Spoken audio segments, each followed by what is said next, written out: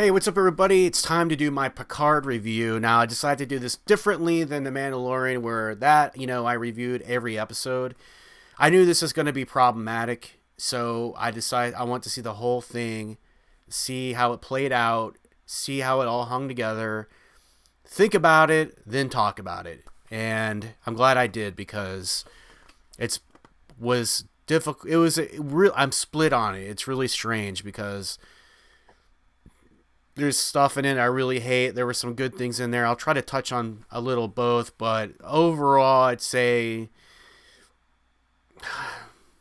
they're gonna do a season two. I guess I'm interested in seeing it, but you're gonna have to set aside. Look, if you're a hardcore Trekkie, and I'm not a hardcore Trekkie, okay, let me just explain real quick.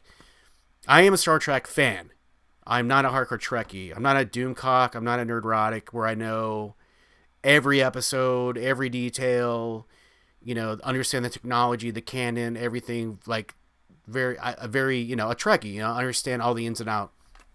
I totally respect that fandom. I mean, I love that they nerd out really hard on it, and it's important to these fans that there's always been rules and guidelines to follow when it comes to Star Trek, and I love that about the show. I love that they, took science and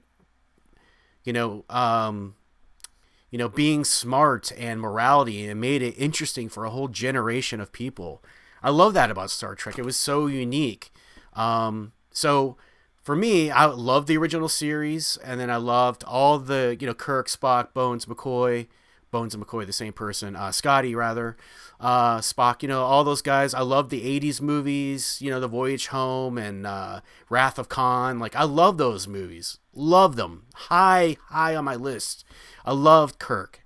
So although that was my initial Star Trek, then I got into Next Generation when it came out. I mean, who'd have thought, that Kirk and Picard are so different. And, Kirk's like a dashing hero and smart, swarmy, and the ladies love him, and Picard's like a totally buttoned down, regal, what do you call that, diplomat type. And but you fell in love with him because it was the interaction with him and the crew, and the crew was just of Next Generation was amazing, and it had so much personality and interplay between them that you fell in love with the show. Really good, and they gave it a facelift, and they brought it into the modern times in late 80s and through the 90s. It was always really good. I mean, not every episode was A plus, but it was a great show overall. Every season was really good. We got to see the characters grow. They thought of new inventive ways to make the characters interesting and keep it fresh. And then the Next Generation movies were a little weak. I could take or leave them, but you still love the characters, and they moved the story forward a little bit. You just know they got cheap with the movies a little bit. Then we got Voyager. I liked a lot. I watched that. Deep Space Nine, I think my interest trailed off. Enterprise came out. Was excited for that. Loved Quantum Leap, so was Scott Bakula fan. But the show was cold. Didn't have the warmth of that Star Trek needed to make it interesting. They just unfortunately didn't click. I feel bad because I could tell they really tried, but it didn't work for me. I mean, right away when you heard the intro song, you're like, what is this? So then after that, we got the J.J. Abrams reboot trilogy, and I was like, oh, these are fun, but they're not Star Trek. They're taking the characters, they're caricatures of the original characters. And then they just made science fiction action movies. They lost all the bones, the structure that makes Star Trek, because they weren't smart enough and they were lazy. But they wanted to make, use the names, make blockbusters out of it, and yada, yada, yada. But I was like, all right, it's fine for what it is. They're fun movies to sit through, but they're not Star Trek at the core, which is what I said earlier. Star Trek is, they take science and, being smart and adventures and morality and all that. They mix it all together and they made it cool. And it was very structured. There was a lot of rules to Star Trek, and I liked that about the show. So, when they announced the new Star Trek series Discovery, and I watched the first season, I was like, oh, they just are going to take it and move it in this direction, and that's really too bad, because what it is hyper modernized. They're trying to update it. They're carrying the J.J. Abrams vibe over into a new series. I'm not necessarily opposed to the fact that they're taking the new Star Trek and they're making it overarching stories versus, the individual encapsulated stories the way it originally was. And, if you missed one story one week and you saw the next week, it really didn't matter usually, unless they did two-parter. But most of the times, like, it'd be a new story every week, which I like that way, but it's, maybe outdated now. And the fact they're doing overarching stories, I can get into that. I mean, I like that way. I like the way that TV is made now. I mean, there's a lot of great stuff out there, but, they're going to have to make it work with Star Trek. And they didn't take any of the bones of Star Trek at all and bring it into this. It's politicized, and they're playing fast and loose with the rules. It's like Alex Kurtzman and his team really just said, fuck it. Like, we're going to make this modern Star Trek, and we're going to try to appeal to a new era of Star Trek fans. Like, they're trying to grab, the J.J. Abrams Star Trek, and maybe some new people and bring it into the future. Trekkies be damned kind of thing. And it's just like, it's not Star Trek. It's just, that's why everybody likes that Seth MacFarlane show. I don't remember the name of it, but Star Trek, they're using this next generation model, and Star Trek fans seem to really be into that show. I haven't tried it yet. I haven't tried watching it yet. I don't know why. I just can't get over the fat hump that it's not Star Trek, but I should really try it. But so Discovery, it's very woke. It's got, we got to bring, we got to bring gender into it. We got to bring sexual orientation into it, and not in a smart Star Trek way, but in a modern woke way, and which is just ham-fisted. Like, this is what it is, like, we're gonna have two dudes making out in this episode. We're gonna have every woman on this show kick ass, and they're gonna be like, put front and center, which is what they did with Voyager, essentially, but they didn't do it in the way that studios tend to like to make content for people nowadays, especially when they're rebooting shit, is they smush our face into it. They're like, you're going to accept this, look at us, we're so modern, that just really distracts me from what the story could be, but the stories aren't even really that good. I was really kind of turned off by Discovery. I didn't really think it was anything that special. It seemed like really nonsensical. Like, even though, like, Star Trek, Next Generation, and Voyager and Deep Space Nine, like, they had, even though all that stuff is like fantasy, it's science fiction, there was a logic to it all, and it all hung together, and the writers all really conformed to that print, that blueprint. And that was really important. And then it just feels like this isn't what they're making now. That whole thing is not important anymore. That's not what's at the core soul of these new Star Trek series. So yeah, going into Picard, like, I was going to try to give a synopsis of the story, but it would just take forever because it's moving parts and it's complicated. But you got Picard, who's retired, who comes out of retirement. There was an event where the Romulans were needed to be relocated. There was an incident.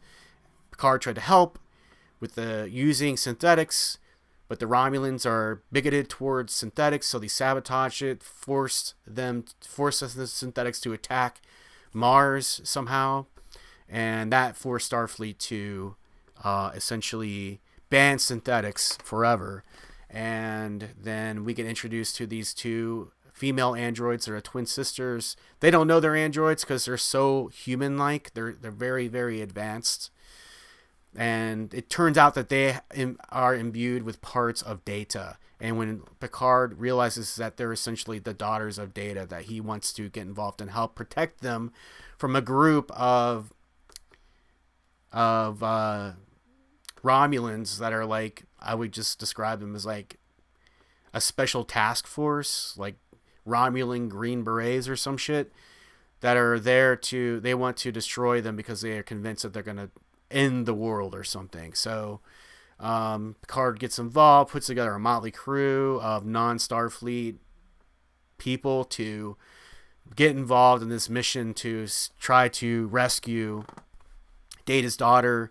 And the Borg are involved. There's a decommissioned Borg cube that the Romulans are doing research projects on, and they're reclaiming humanoids that the Borg.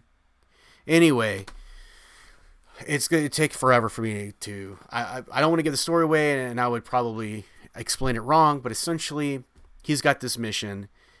The whole core of the mission is that Picard, because of his fondness for Data, who gave his life, Data gave his life for Picard in one of the movies, feels like he's got to get involved to, be part of what's happening, essentially. So the whole time, the first half of the series, well, actually really through the whole series, but really, really badly through the first half of the series, Jean-Luc Picard, Captain Picard, retired Picard, whatever you want to call him, is just completely denigrated, disrespected, talked down to. I mean, they just really shit all over Captain Picard, who is a living legend. And Patrick Stewart is not playing Picard like Picard. He's playing him like Patrick Stewart playing a Kmart version of Picard called JL.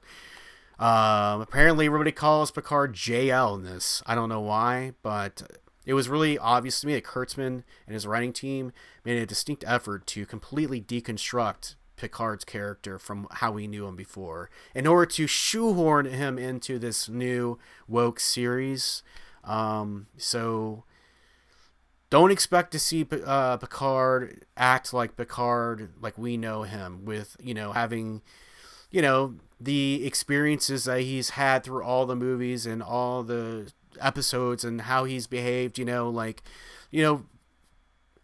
Picard is a very diplomatic, very intelligent, buttoned down diplomat type who has very distinct boundaries and would never stand to be spoken to the way he was. I mean, I understand that he's essentially a broken man who ended on a low note in his career, but still somebody who spent his whole life in Starfleet, who had a very distinguished career, wouldn't allow himself to be treated like that. I mean, he really is passively, taking a tongue lashing from like every character, whether it be subordinates to him or above him. They're all just saying what a horrible person he is. I mean, it's just unbelievable. It's really hard to sit through and watch his character. I can understand they needed to do that, maybe with a story arc with one of the characters, but it's like everybody, especially any female character he comes in contact with, they all, are just awful to him, essentially. He just, sits there looking guilty, and I don't think Picard would do that. So you're dealing with a bizarro Picard here, JL, where he, it takes a while to adjust to it not being Picard. Like the show's called Picard, but it's not Picard. You get Data coming back, and I love Brent Spiner, and I've met him, and he's such a really great guy, and I love that he gets to be in Star Trek again. But it's really hard to look at Data with the actor being old underneath, because his face, is just bloated. Even with, I think they did a little bit of digital de-aging, it's still just distracting. Later on, Brent Spiner is in it as just himself playing Dr. Soong or whatever, and that's great, but when he's got the makeup on, it's a little distracting. But so essentially that's the hardest part of the show to get through. Towards the second half of the series, though, it's not as bad. The character of Rafi, played by Michelle Hurd, I'm not blaming the actress, but she is really, really hard to watch. She's just such a fucking man. She's just a curmudgeon through this whole series, almost through the whole series. So she has a kind of change of heart towards the end, but she's constantly attacking Picard constantly, and she's got this grudge against him because he inadvertently got her fired. Like it wasn't even his fault. Like Starfleet decided to just end her career because Picard gave an ultimatum. I guess they wanted to weed out her too for some reason, but she blames him. So the whole time, the first half of the series, she's just ragging on him incessantly, and that's just really annoying. It's really, really annoying. The other members of the crew they pick up, there's like this Romulan samurai type character. It's like a cross between like a samurai and Legolas from, what do you call it, the Lord of the Rings, and like there's just not a lot to his character. He's just really bland. But he's there to be like sort of, cast ninja, a swordsman to come out and decapitate people. That's another thing about the show I noticed too is really weird. It's like it's really violent. There's like decapitations, and one of the things I really didn't like was just the constant swearing. I mean, they dropped F-bombs all over the place in this show, and that's not Star Trek. Like they don't need it. I don't know why they're doing it. I don't know if they think it makes it modern or what, but that was really distracting to have like a Starfleet admiral like basically telling Picard to fuck off, in so many words. And it was like, why would you speak to a living legend, Captain Jean-Luc Picard who commanded the Enterprise and had a very distinguished career, even though he ended on a low note? You would just treat him like that. It doesn't make any sense at all. It's very emasculating and just weird. There's a female doctor character who is a fish out of water type, but she's like this brilliant scientist who somehow understands everything about androids, and just, it's just a ragtag motley crew of people. There's like a captain of a ship, and the ship looks like a Star Wars design ship, which was weird. So was weird to understand, to get around. But the captain of the ship, he's essentially a pilot for hire. He's a Kmart version of fucking Han Solo, essentially. His character grew on me a little bit, but there's just not a lot of depth there. They try to give him a little backstory.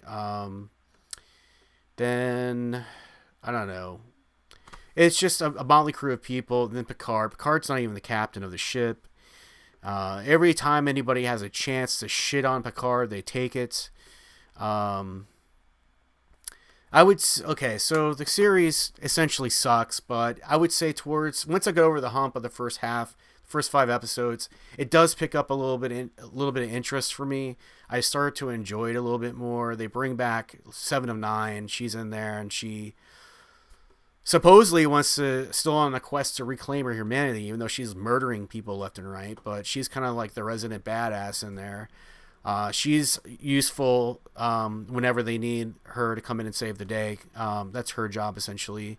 We did have a really nice episode where we get Riker and the Betazoid. I don't know. I'm drawing a blank on her name. Maria Sirtis' character. They come back in an episode, and we get to see them, and that was really nice because get a little bit of reunion, and Riker's character is fucking great, man, and you enjoyed seeing Picard and all those guys back together. But so the last 3-4 episodes are actually more entertaining. So I began to have a fondness for the show a little bit. I started getting more interested in the storyline and what was going to happen, and even it was pretty predictable, honestly. But I wanted to see it play out. It wasn't a total struggle to finish the show. And I am curious about season 2, but it's seriously flawed. And I think what Alex Kurtzman is doing with Star Trek really doesn't work for me. And, they're playing very fast and loose. They don't really care. They're just making it as much Star Trek as they can while doing what they want to do for the new generation of fans that they're hoping they're going to come out and, buy CBS All Access and follow it with loyalty like the old Star Trekkers used to. I don't think that's going to happen. I think you can't tee up a show like this and have it catch on the way the original series did. If they were smart, they should have followed through with how the show functions for the old fans and hope that the new fans come along with it. And I think they would have, because there's some intrinsically human things about the way that old series was. And so they screwed it up, just like they screwed up Star Wars. And they, it's really annoying to have, politics and wokeism shit shoved down your throat. And so the show's a disappointment, but I'm a nerd. I watched all of it. I'll probably watch season 2. I just got the 7-day trial rather, and binged it and then canceled. So, will I come back and see season 2? Probably. I don't know how urgent it'll be. I know they renewed it already for a second season. I think they renewed it before even season 1 dropped, but the way they ended season 1 is really just, it's a mind fuck too. It's not even in a good way. I don't want to give it away if you haven't seen it yet, but I don't know. I don't know if I can recommend it, honestly. If you're a Trekkie, it's really just going to irritate the shit out of you, but I know you have to watch it. It's got some redeeming qualities. It's not all horrible. There's some warm moments in there, but don't expect any logic. Don't expect the rules to be in play here. And it's basically, like Abrams Star Trek, but with bad writers, even worse writers, and woke writers on it. And it's not Picard. And it's really ironic the show's named Picard, but it's not Picard. So there you go. There's my review for Picard. And let me know what you think of the show. Do you like it? I enjoyed parts of it, but it was really hard to get through the first half. If you can make through now that Rafi's kind of had a change of heart, it's not as bad. But there's a lot of just irritating shit in the first 6 episodes even. But I'm sure season 2 will get a lot more cameos from the Next Generation and whatnot. So I wouldn't even be surprised if they try to shoehorn Shatner in there somewhere, like in a hologram or some dumb shit. But it is what it is. I guess if you're just a casual fan, let me say this, if you liked the J.J. Abrams Star Trek movies, if you liked the Disney sequel Star Wars movies, then you'll probably like this show. If you're a hardcore Trekkie or a hardcore Star Wars dork, you aren't gonna like this show. I'm just saying, it's got serious flaws, but I'm sure they're gonna up the roster to 12 episodes or something next season. I don't know if they're looking at this as a success. I don't know why they decided to just give it away for free, like over the last week because of the quarantine going on or what, but I'm sure that pissed off a lot of people who actually paid for CBS All Access, but, take a look at it. Let me know what you think in the comments below. If you haven't subscribed yet, please hit the subscription button, the bell for notifications. I really appreciate all the new subs that are rolling in like crazy right now. I really appreciate you. Love having you here. And as always, guys, stay awesome, stay R-rated, live long and prosper. Hey, what's up everyone? Josh here. Just want to say thanks so much for listening to the show. We really do appreciate it. And if you enjoyed the content, please hit the like button and go ahead and subscribe and hit the bell for notifications. We'd love to have you on board. Lots of great content coming in 2020. And we just really enjoy the community over here and enjoying pop culture together. So if you get a chance, hit subscribe. Really appreciate it. And until next time, guys, stay awesome, stay R-rated. Cheers.